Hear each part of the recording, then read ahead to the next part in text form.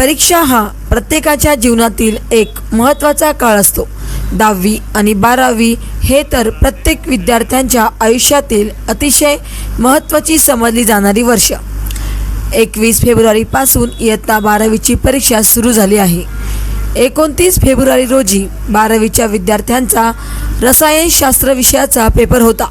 मात्र अनेक उपाययोजना करून देखील जालना जिल्ह्यातील मंठा येथे रेणुका महाविद्यालय आणि स्वामी विवेकानंद महाविद्यालय परिसरामध्ये विद्यार्थ्यांना पालक आणि इतर लोक सर्रासपणे कॉप्या पुरवताना आढळून आले।